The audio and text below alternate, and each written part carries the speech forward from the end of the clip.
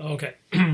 One of the great advances of the web and digital technology over, say, I don't know, even 15 years ago, is the fact that if this had happened 15 years ago, they would have had to declare Blockbuster and all the video rental services as essential services.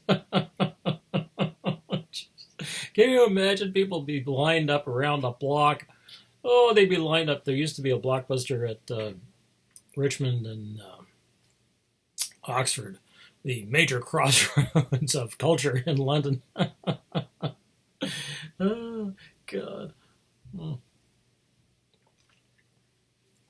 And people would be lined up from Richmond all the way out to Fanshawe Park Road. Sorry, that's up to Fanshawe Park Road, or all the way out to Wonderland, at least, trying to get into Blockbuster to rent anything. And you can imagine getting in and going, oh, the only thing left are Pauly Shore comedies, or oh, those offensive comedies that are made for boys. Oh, Jesus! Oh, I was watching one of them the other day. Not the other day, actually, it was a couple of years ago.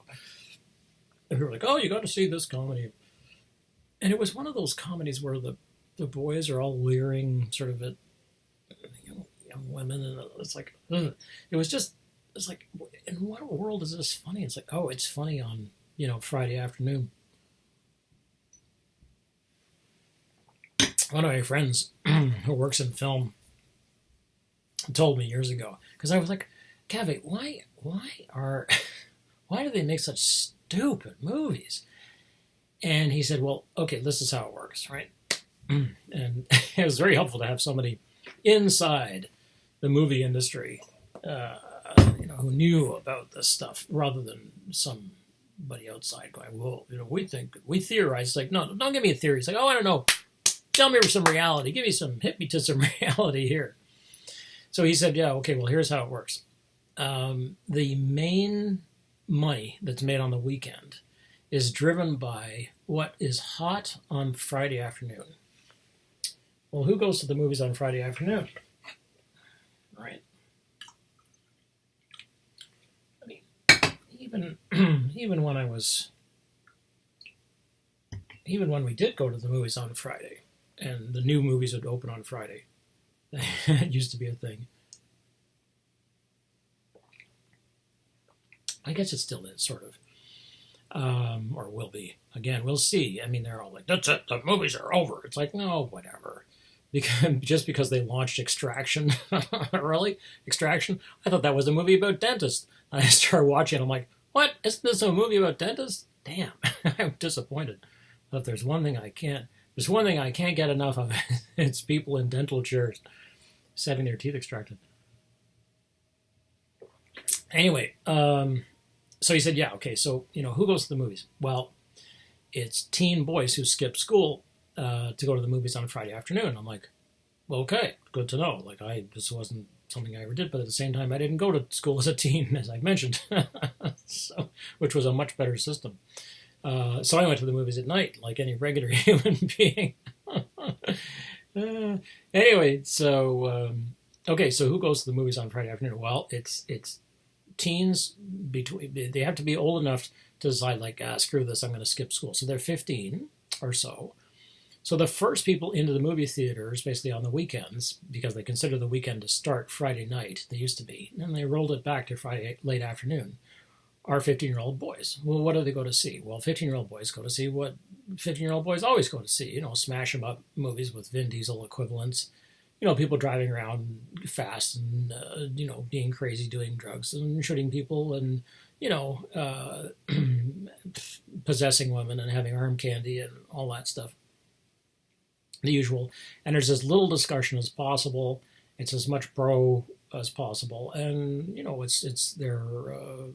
they're driven by speed and, all that stuff, So pretty much Extraction, ironically. Except not the one about dentists. Okay. Yeah, all right, so that'll do. So you're like, oh, okay, so that's the thing which begins to lead the pack. So the studios start to pay attention to, okay, what's building? Well, what's building is whatever 15-year-old boys want to see. on Friday afternoon. So that starts to make money. Then they carry the word out, and what's most important is that they carry the word. You can't, all the advertising in the world will not pay, cannot in any way equal, 1,000 teen 15-year-old boys tweeting out to their friends, hey, you have to see Extraction, the one that's not about dentists. Yeah. I'm liking this idea, though. Action dentists, they zoom in, extract teeth. They're like, okay, extraction, get me away. I'm on the roof. Bring the helicopter. And they'd fly in at night, and stealth extractions. Anyway,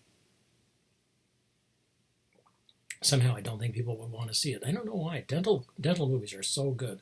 Anyway, so it starts to build, and so they're like, you got to go see blah, blah, blah.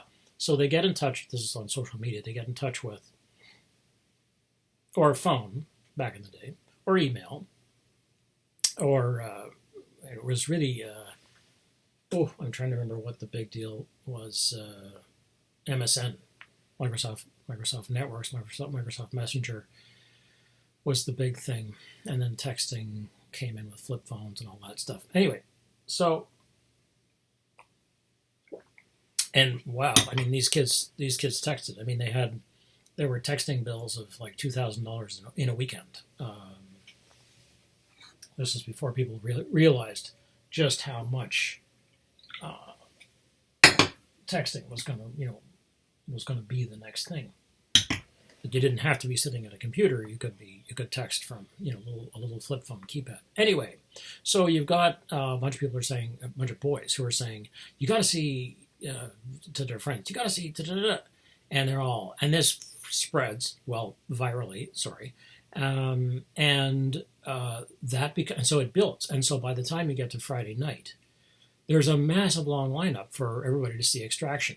And the older boys who are paying attention to their brothers are dragging their girlfriends along. And the girlfriends are like, oh, not this again. Well, at least it's not a horror movie. Because I learned a long time ago that, it was in the 80s, basically, because I worked with these people who, and I'd say, it's Monday. Like, oh, so what do you do on the weekend? And they usually didn't have a lot to say. People were like, drank, watch television. The young ones that I knew who were my age, so in their, say, early 20s, were serious drinkers. They were trying to set records, basically, for being alcoholics. And I'm talking about, guys who would, especially in the summer, would, drive up north, either together or alone. There's one guy I remember who had a motorcycle. I shudder to think, but anyway, he had a motorcycle. He would drive his big Kawasaki up north, and he'd be carrying booze, and his friends would be carrying booze. He'd carry a 40-ouncer of gin. They all would. A gin, that's like, 40 ounces of anything, really. 40 ounces of water, it's like, if I drink 40 ounces of water, I need to sit down and rest. But 40 ounces of gin? Oh, man. Just ladle me into the grave. Forget it. And it'd take me a year to recover from that. I don't think I actually would, actually. It's just like, take him straight to the morgue. just don't bother with ICU. Just take him off. I can see him. He's green around the gills. Vodka, yes. And then they would, so they would, like, their friends would take up, a 2-4. I was always like, do you mean 24? They take a 2-4 of beer. So each would have 3 or 4 cases of beer, and 2 or 3 bottles, 40-ounce bottles of hard something, vodka, gin, whatever had the highest alcohol content in it. It might as well have been drinking pure ethanol. And then they drag themselves home on Sunday night, and they come in to work on Monday morning, and they were ill. Anyway, the ones that didn't do that were taking their girlfriends out to the movies on Friday or Saturday night. So I'd say to the young women, oh, well, so what did you do? Where did you see? Thinking they must have seen something, like even some action movie or something like that. Oh, horror movies. I was like, what? And this seemed to be very common. Young men dragging their girlfriends, who I was like, I think the girls were like, oh, okay, I have to have a boyfriend. I don't know why, but anyway, they felt that they did. And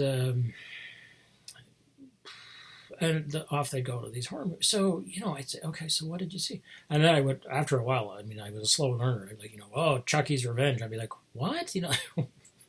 What is that even? Like, I had read about it, but I wasn't going to go see these things. And they hated them. They hated horror movies. It's like, so were men taking women to horror movies because they wanted them to scream and, grab onto them? Or no, actually, I think it was something else. And Carol Clover has written a really good book about this called Men, Women, and Chainsaws. And in many ways, one of the best things about the book is the title. It's an excellent book. But basically, she argues that young women, pardon me, not young women, young men, it's a different world now. I mean, the horror movies since 2000, well, since 9/11, basically, the horror movies since 2001 have been body horror. It's a different kind of torture porn, as we call it. It's a different thing. How did I get into this? I was going to start somewhere else entirely. Anyway, whatever. Who makes movies? That's right. So, a lot of the trade is horror is certainly a communal sort of thing. That is, you go to see horror movies with people, and you want to have a crowd, and everybody screams together, and this is part of the thing. I hated that, but I was like, I went to a couple of horror movies with crowds, and I was like, oh, this is terrible. I got to see these on my own. So when I saw them on my own, I was like, these movies are so dumb. I was like, okay, I can't. Yeah, no, this is not for me. And I'm still like that. Most more horror movies are so stupid. And you're sort of waiting. You're like, okay, that is it. Could it be this? Could it be that? What's the reveal? How often are you surprised by a horror movie? Really, apart from the jump scares, even those I'm like, oh, a jump scare, because the music will tell you. And like, oh, okay, so this is not for me. That's fine. Well, most of it's not for me, actually. most of the movies, books, animations, they're not like, let's please Tim Blackmore. What's that about anyway? Like, why don't they just, After all, this is supposed to be the time where, micro niche cultural. It's like, well, let's have the Tim Blackmore niche. Like fill the fill the bag full of cultural products that I would love. Anyway, so no, I mean, young men go to horror movies. This was Clover's argument, and I think this is fairly true. I'm prepared to go with this up until 2001. After that, it sort of changes because it allows them to identify with the final girl, the Jamie Lee Curtis character from Halloween, and who there usually is one, who is essentially undergoes a catharsis. Sees all her friends killed in the bloodiest fashion, screams, cries, yells, does all those things, which a boy or a young man can't do. They really still can't do it. They're still strapped pretty tight. And so they have the emotions, basically, that the girl is having. But then at the end, they win. So they get to align themselves with the girl and behave the way the girl would, have all the emotions that the girl would, and enact essentially the catharsis that the female is allowed to have, because emotionally women aren't supposed to be. Well, now we're increasingly making women into like, okay, you got to be tough, no crying and no emotion. That's not a good idea either. But if men are still not allowed to do that, well, what if you allow women to do it? And men can say, well, I'm a man, I wouldn't do that. But they can identify with these women in secret. And if they happen to be sexually alluring, there's this weird thing where you get to play both sides of the sort of game at the same time. So as a man, young man, you get to be the man who wouldn't be weak enough to scream, yell, cry, beg for their lives, and so on. In other words, be converted briefly to a different gender orientation. And then are able to and that character is going to be sexualized probably, although the crying and the screaming is already in itself enough of a sexualization because it's weakness, effeminization. And then they get to kill the bad guy, who is usually some kind of whack-a-mole thing where it just pops up for the next movie or the next 5 or 8 or 10 movies or whatever it's going to be. Anyway, that's the horror movie. So basically, on Friday afternoon, Friday night, now the 20-year-olds or the 18-year-olds who do go to the movies on Friday night, because the 15-year-olds are already gone and they have to do they've got homework to do. Their parents are not going to let them out Friday night to go to the late show. So who goes to the late show? Well, the older boys, the brothers and the friends who had the younger boys who went to the afternoon movies. They hear this is the big thing. You got to see Extraction. I'll go on using Extraction as my example. You have to see Extraction. So they crowd the theaters and they take their girlfriends with them. And their girlfriends are like, okay, I guess. Like, it's not their first choice, but, keep the boy happy, whatever. It's only going to be another 40 years of that before they... Jesus. It's like, oh, man. Oh, yeah. Like, okay. I just won't say anything. But let me just say this. If your boyfriend persists in dragging you, if you're a woman or a boy, and your boyfriend persists in dragging you to movies that you don't want to see, time to find a new boyfriend. Because this is a serious issue as far as I'm concerned. It's like, it's not going to work if maybe they persistently want to see whatever it is. Like, no. Like the next, well, I'm trying to think about, like I've actually seen all the Transformers movies, and they're so stupid. I'm like, after the last Transformer movie, I see it and I think it isn't going to be possible for them to make a movie that's just stupider than that. And then they make the next one, and I'm like, okay, we got to test this now, test my theory. And I'm watching, I'm like, oh, they did make a movie that was stupider than that. I can't believe it. Look, come and look at this. So I've been making my mother watch them with me. She's like, oh, what are we watching? I'm like, Transformers. She's like, not really. I'm like, oh, yeah. And it comes on, and my subwoofer starts jumping around. It's so happy. The subwoofer becomes like a transformer into Bumblebee. It's so happy. Oh, my God. The Transformer movies are a good test of this building's acoustics because years and years ago when I first installed the system, and it's not a very fancy system, but it was the first time I actually had a dedicated subwoofer. And we were watching, I don't know, the second Transformers movie. I can't remember what it was. Transformers 2, probably. They're so creative. and with old Megatron there and Positron, yay. And they... So finally, it's in the middle of the movie, and bam, bam, bam on the door. So I was like, oh, what's going on? So it's 9 o'clock at night. So I went to open the door, and it was the poor superintendent. He's like, oh my God, are you the one playing that movie? I'm like, yeah, what's the problem? Do you want to come in? He's like, no, it's going 3 floors down because I'm like, oh, I'm so sorry. And I felt terrible. I was like, oh, it's okay. I'll turn it down. Please, here's my phone number. Please call me if there's a problem. Jeez, don't come bang on the door. Just call me up. He said, I did call you. You couldn't hear the phone. Wasn't that bad. Anyway, I turned the subwoofer down, and since then I've never turned it up again. So all was peaceful in Timland. Those poor people had to listen to boom, boom, coming through the concrete. And concrete is a great transmitter of sound. Oh, wow. So anyway, how do dumb movies get made? 15-year-old boys, because they make the film that begins to roll and begins to become a thing. And then when the studios see that it's becoming a thing on Friday night, they look at it and say, this is going to be our $50 or $60 million movie this weekend. So then they buy the advertising, and they push the advertising, and they push and push and push Saturday, all day Saturday for Saturday night. And they want to sell out, and that's what they get. And then the thing has a momentum of its own. Whether or not it's good, it doesn't matter. It's like everybody wants to see it. Everybody has to see it. So off they go. And that's how you get a hit, right? Not because it has any actual merit or quality to it, but because it's approved of by 15-year-old boys.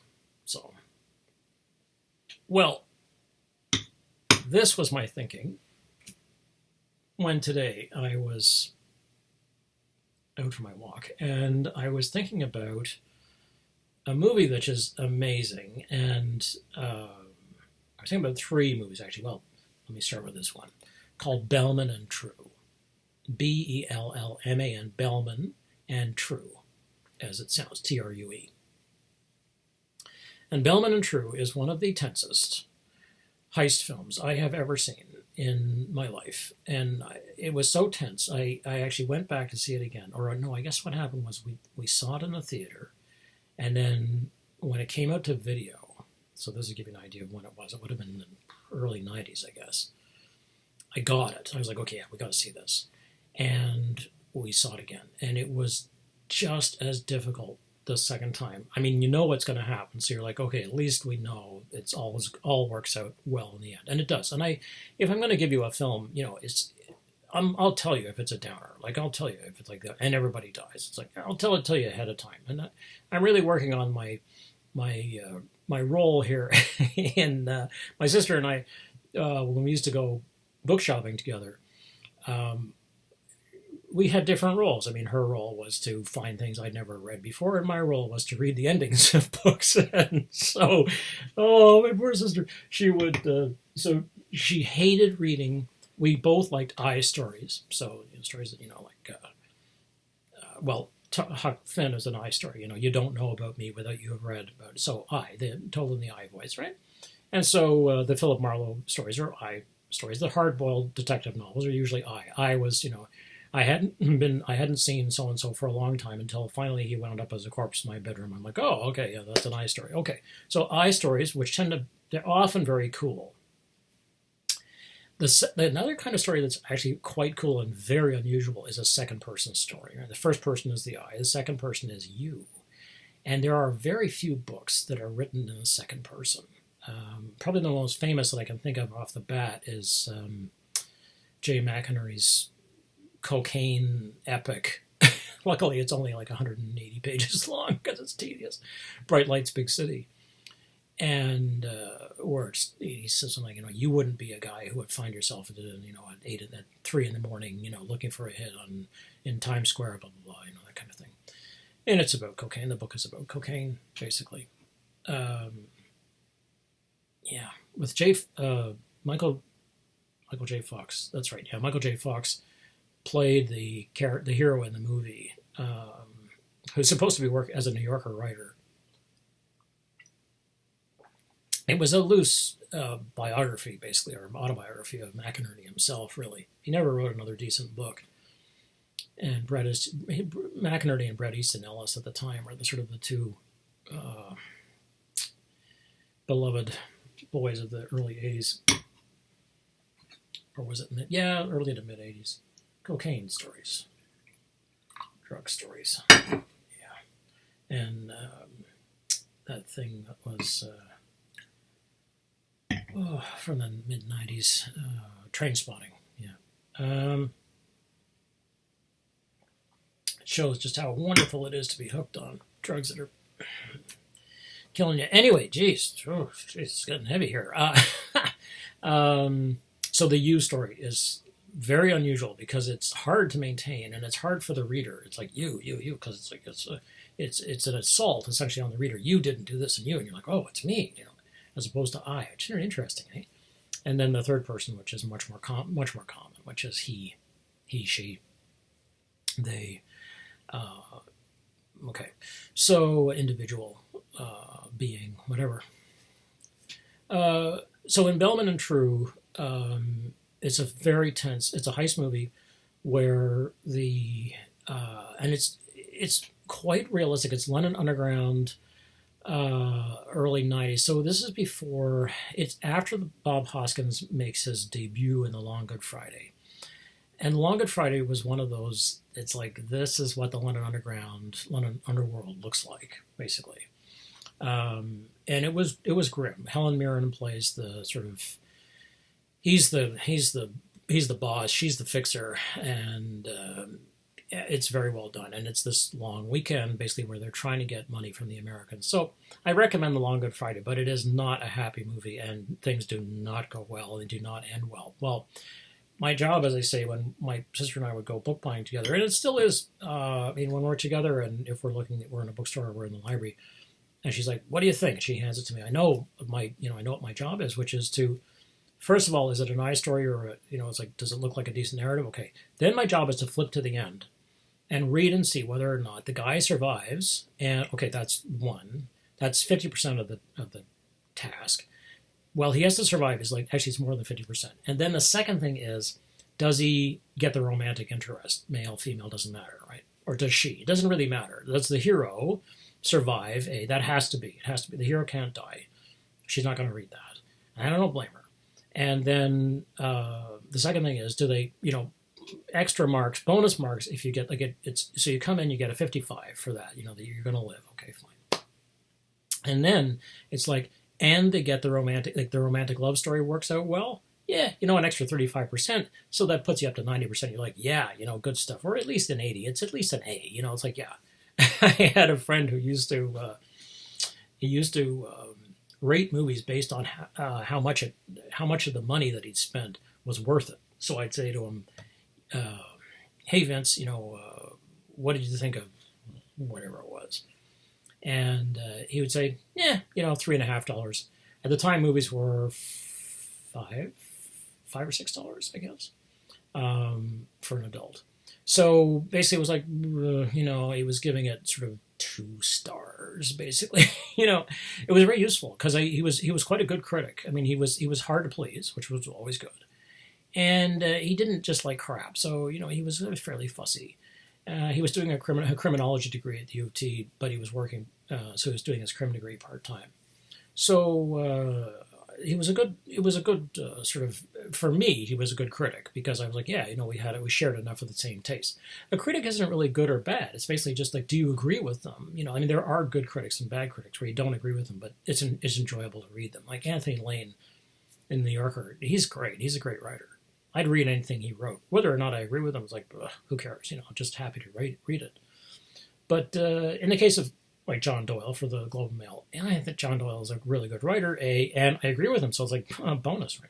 Anyway, so how does the book end? Well, I'm not going to give you some crappy, give you some movie and say, this is an amazing movie, and then everybody dies at the end. It's like, I'll warn you ahead of time and say, this is a super downer, everybody's going to go. Yeah, anyway, so trust the brand. Since Porco's got his thumb up.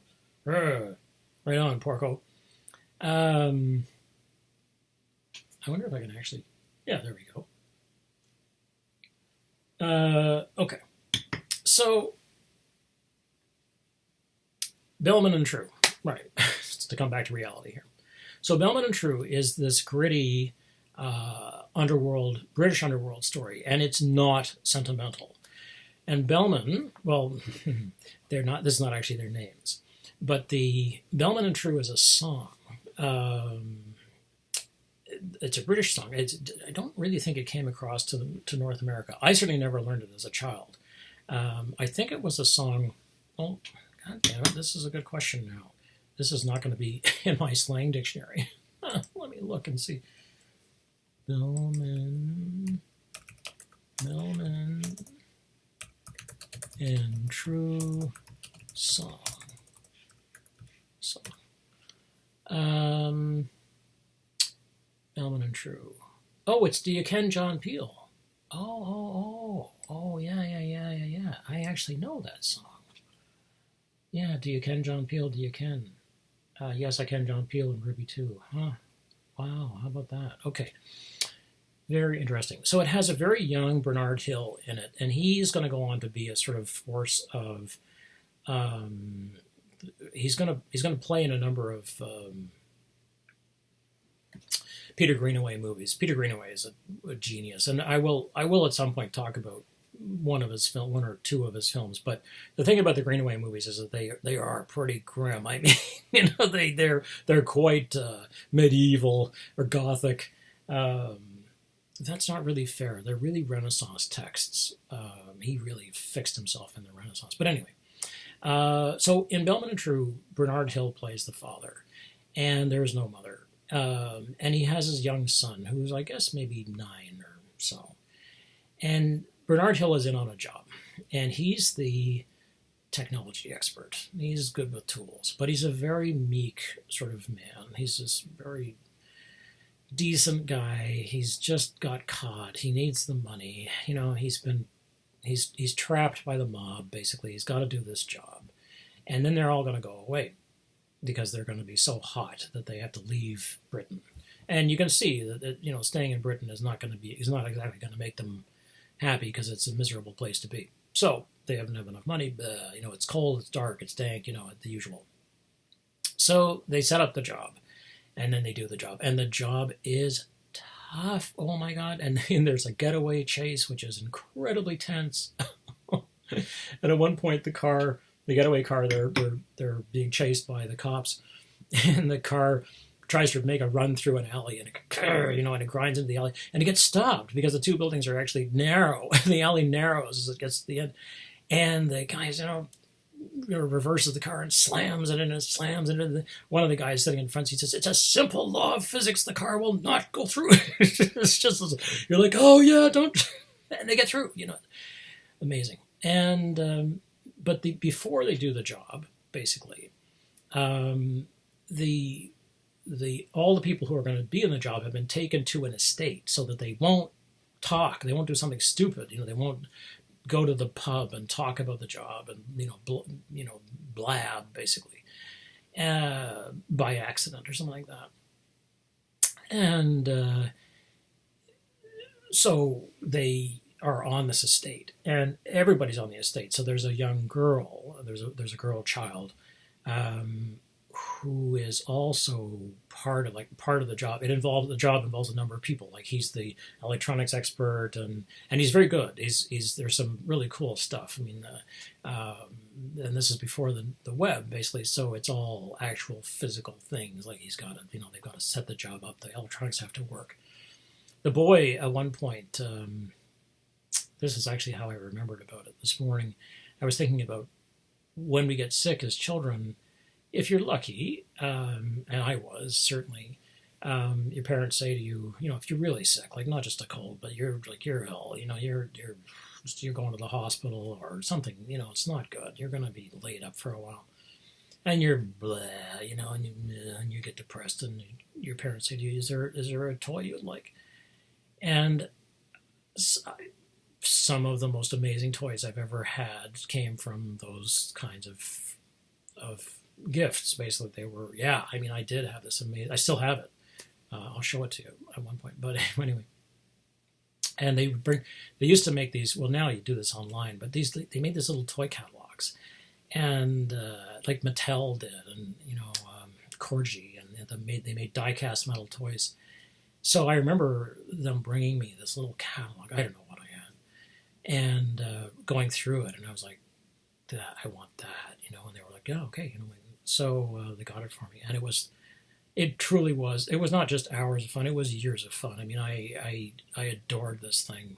Oh God, it was a model from I think the Thunderbirds, which was the puppets. It was a stop motion animation. Anyway, this is another whole story. So I was thinking about toys that we give children when they're ill, and when you want to perk them up, and you're really frightened for them. Like, you're depressed and they're depressed, and you're like, oh my God, I'm afraid for my kid. And okay, so, and they're feeding off you, and they're like, oh, am I sick? You're like, you'll be fine. It's like, it's like, yeah, you're gonna be fine. It's a sore throat, it's strep. You just feel like crap. Here, take this pink garbage. Pour this down your throat. It'll make you feel worse. Yeah, you don't want to eat anything. No, neither do we. Nobody wants to eat. We all just want to sit around and feel miserable. Anyway, so you get the kid a toy. So the father, who I always think of as Bellman, but that's not his name. But Bellman and True, I think, are two dogs. I think that's who they are. Anyway, you have to... John Peel, Ruby 2, Ranter and Ringwood, Bellman and True. Yeah, I think they're dogs. But you'd have to look it up. And he buys, he says to the boy, what's your special? And they go shopping. They go to High Street, I guess, basically, and they look at the toy stores. And the boy points. He's a very quiet kid, and he's very likable. And he points to this boat.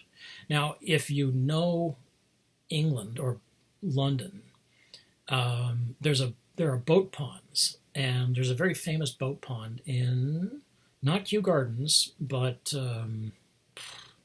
not on Hampstead Heath, but in one of the big parks.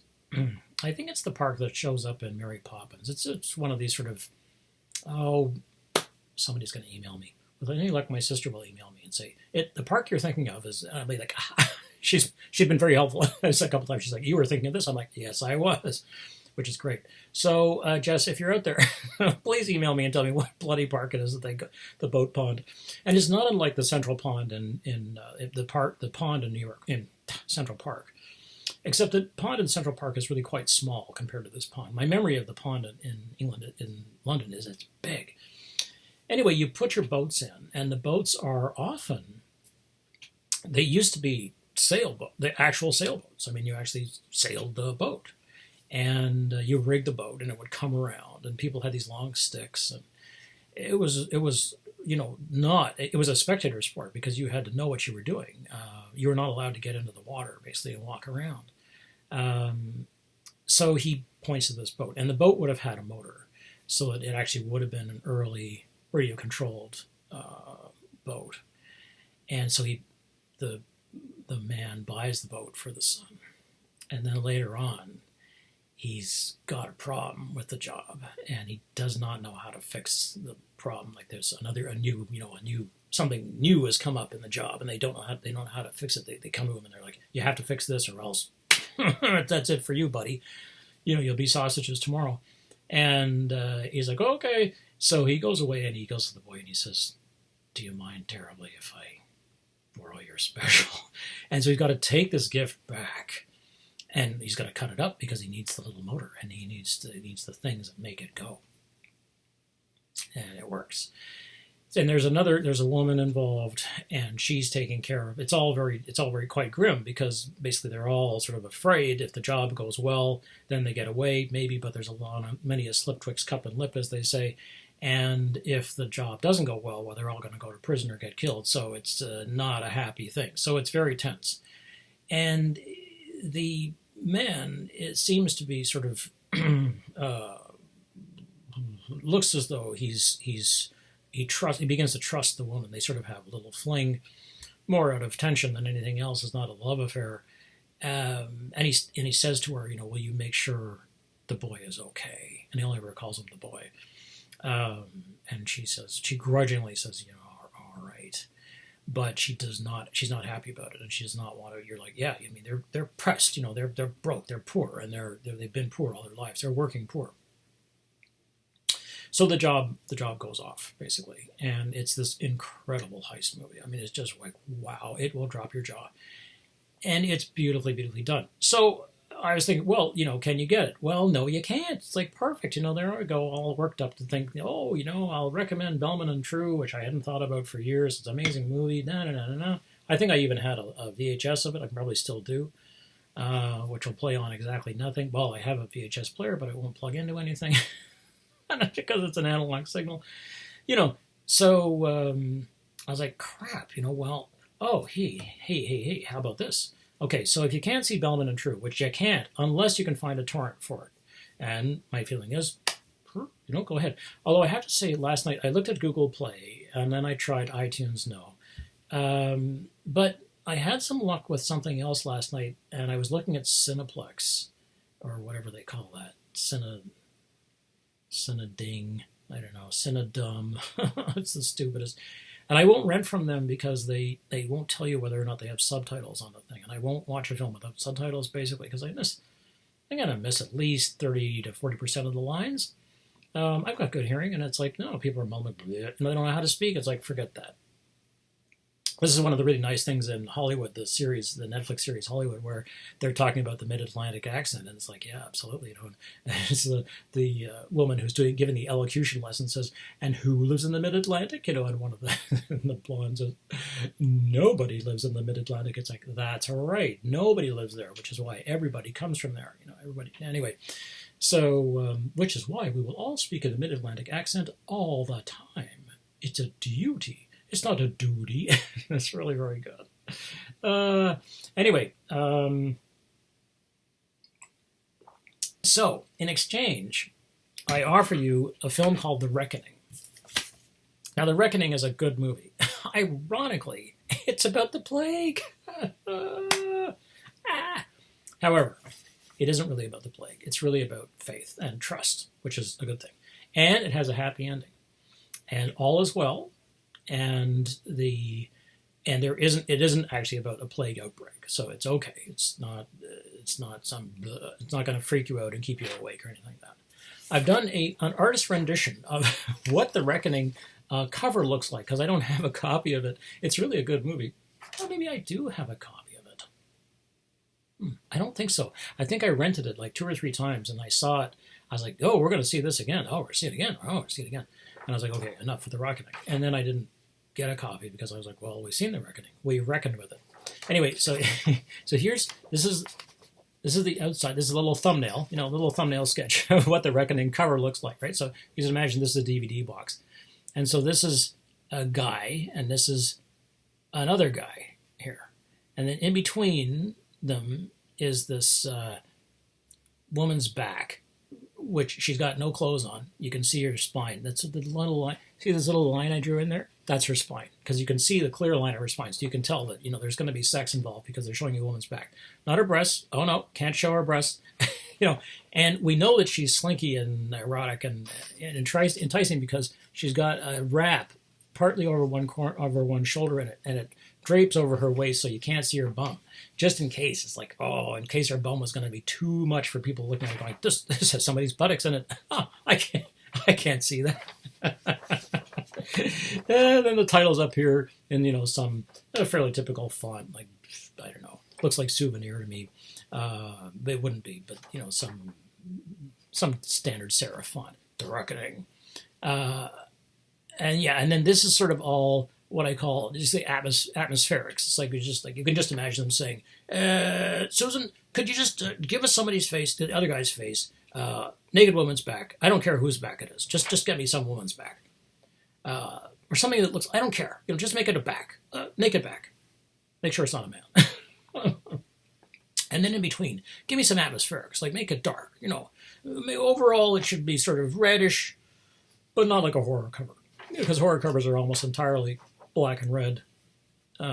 Sometimes they look like Pennywise, white and red. Sometimes they're sort of frozen, colors like I don't mean frozen the movie. I mean like they're white and with a there's some blood splatter or whatever.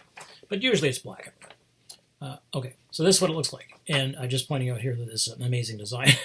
So one of the guy's face is further back, and the other guy's face is further forward. So you know who the hero is. It's a beautiful, beautiful design. Anyway, The Reckoning. Okay, why should you rent this after I talked to Bellman and True? Well, because you're still here, if you are, and it's going to cost you, I don't know, $3.99. Well, it's got 2 good people in it. Paul Bettany, who sort of has disappeared, which is too bad, who was quite a good actor, really. And he plays Chaucer in a terrible movie with Heath Ledger. The First Night? No. What the hell was that? The one where they're singing "We Shall Rock You" in this. It's like, anyway, I can't remember what that was called, but it was terrible. There was that, and then so Paul Bettany and Willem Dafoe, and Willem Dafoe is, I think, a very fine actor. He went on. He was very careful. I mean, he started his own theater company, not Steppenwolf, but something like that. And not the Circle in the Square, but something like that. So he started a theater company in New York. Then he eventually took the role of, he took a sort of small roles, and then he took the role of Elias in Platoon, and that was it. I mean, he didn't look back. Well, actually, he was in Walter Hill's, not The Warriors, but Streets of Fire. Yeah, he's the bad guy in Streets of Fire. And at the end, I mean, Hill really knew how to dress him. He's naked in this coverall.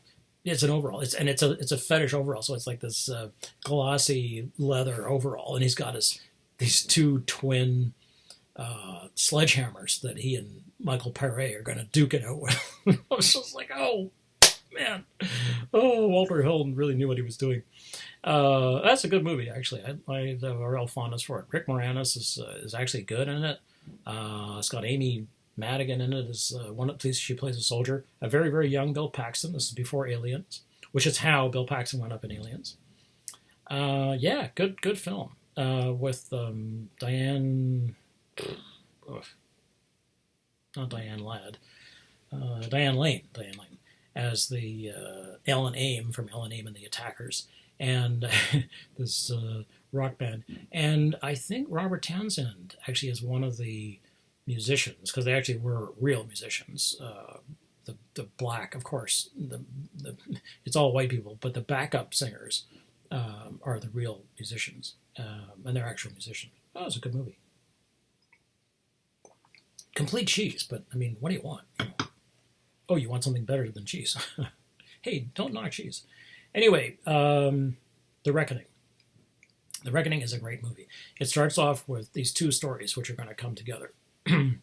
Paul Bettany is a priest, and he ministers to this very small little hamlet, and people are poor and broke. It's the 16th century, I guess, so it's probably something like, it's probably just around Chaucer's time. Well, actually, it's not that, no, it wouldn't be, right? It's probably something like 1550, something like that. You don't, my memory is you don't really get an exact date on that. And that's not really important, particularly. And so he's very good. He starts off and he says, you know, they're in this little tiny church, and like there's almost no roof on it. It's raining. I mean, there's poverty stricken.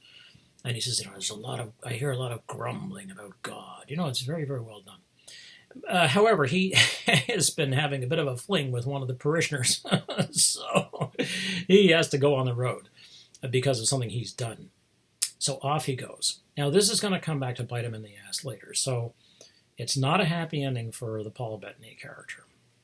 But the Willem Dafoe character and his group will be fine. And the overall ending is fine. So it's a mixed bag. I mean, I think it's a very fine film, and I don't remember it being a downer particularly. I mean, the Paul Bettany character is morally compromised, and that's going to come back to bite him in the ass. It just is sort of a matter of time. But in the meantime, and it's really a story about stories, like so many things are, and it's very well done in that sense. So off he goes on the run, and he runs into this troupe of actors, and the lead actor is Willem Dafoe. And they get to a town which is more of a more established village, and the way that they play, they put on a play. They always put on a play, but they use the play to reflect what's going on in the surroundings. So it's actually about the people. So they go and make a play which is about the people. It's a very neat idea. The people who are eventually going to be in the play. So the people see a play about themselves and they recognize, oh yeah, this is about them, and so it means more to them. It's a smart idea. So they go around and collect, and it turns out there's been a murder. So they have to figure out what happened. So they get the story, and they put on a play, and they tell the story. And people are like, okay, that's fine. Yeah, no, that's what happened. That's what happened. Except maybe that isn't what happened, actually. So so somebody comes to them and says, no, you have it all wrong. You know, you betrayed me. And, you told the wrong story, basically. You've just reinforced the narrative that we all know. And Willem Dafoe, who basically essentially takes the job of the inspector, because it has to be demonstrated to him that this is the truth, says, what do you mean? That can't be, because and this is the evidence, essentially. So it's an early detective mystery. It's a mystery story. And it's a mystery play, but not it is kind of religious too, which is interesting. I mean, this film is just so smart, and it has its hand in so many different sort of genre, the mystery genre, the mystery of religion genre, a religious genre, whodunit, the narrative of the tellers telling the tale of your own story, and so on. It's just a great combination of things, and it actually works, and you're actually interested. It's like, well, what's going to happen? Like, and then you're like, yeah, you got to correct the narrative, because you can see it's not right. They went for the easy answer. You're like, no, that's not right. So they start to get, so he basically says to his troop, you got to go out and get the real story. So they fan out and they begin to collect more evidence. It's really well done. So they begin to collect more evidence, and Paul Bettany has meanwhile come into this, and he gets confessions because people say, "Oh, you're a religious person, you're a priest," and he's like, "Well," no. But he does hear essentially confessions because he knows how to get people to confess. So they get the story, and this time when they go to put the story on, it's gonna cause a problem for the town because the real truth is gonna be revealed, not the cover story, and it's gonna tear things apart, and it's gonna bring on the king, and so the king's justice appears, and this is a very fine moment where this guy has a very small role, but he's completely terrifying. So the king hears, about there's trouble in this little town. It's the kind of trouble that causes revolutions. So he sends out the king's justice. The king's justice would have been, again, sort of like this sort of super investigator who rights wrongs and has the king's authority to basically have what do you call it? An execution. I mean, to right wrongs right on the spot. I mean, so it doesn't ever get near London. Basically, that's the point. So somebody says at one point, they're out in the dark as usual, and because dark deeds and dark times, dark nights, and so on, dark deeds in the darkness, and so somebody says, like, who wants to know? And this basso voice comes back, the king's justice, and it's like, oh geez, here's the man has arrived, and they're like, oh, they're terrified because they know the king's justice if the king's justice is there, things are really going bad, and this guy has the power. So it's a very fine film, and it's very intriguing, and the Willem Dafoe character and the troupe are a very likable group of people. They're real. And Paul Bettany does an excellent job, and is likable too. I mean, he's, what's happened has been basically an accident. But at the same time, the odds are against him, basically. So it's a very fine movie and a thriller. But really keep you pinned to your seat, and in the way that Bellman and True would have if you'd been able to see it. Now, as I say, maybe there's a torrent out there. You can try Cineplex. The Pirate Bay is your friend, I think. And as for me, more of Hollywood. That's what I'm going to be watching tonight anyway. And then I've got to do some other stuff. Bellman and True. Try YouTube for that. I wouldn't give up on that. Yeah. Pirate Bay. Try Pirate Bay. If you haven't, this is a PS. End of discussion. Well, see you tomorrow. PS. It's not really a postscript. It's like it should be PO, like post oral. Post orandum, post oratorio, oratio. Would be I've spent so much time screwing around joking there, I now have forgotten. Bloody hell. It has something to do with Bill. Oh yeah, that's right, Pirate Bay. If you haven't seen, there's a documentary about Pirate Bay, which Pirate Bay made available for free. It's on YouTube. I'm trying to remember what it's called. And it's very interesting. It's a very interesting picture of these three Norwegians. I think they're Norwegians. Yeah, it's my memory of it. Who ran the Pirate Bay and how crazy they are. And this starts off with them taking one of the guys is moving a server into one of his server farms, and he's like, all right, he puts his puts the server into the rack. He's like, and it's like 3 a.m. He's like, just doing the usual, upgrading the server, putting a new server in to run an extra. It's a very clever, very interesting people, and well-made little documentary, and it's free. It's like an hour and 20 minutes, something like that. Anyway, it's very charming. You can pirate that. I can't remember what it's called. I should look it up, but I won't. I'll let you do that. Okay, see you soon.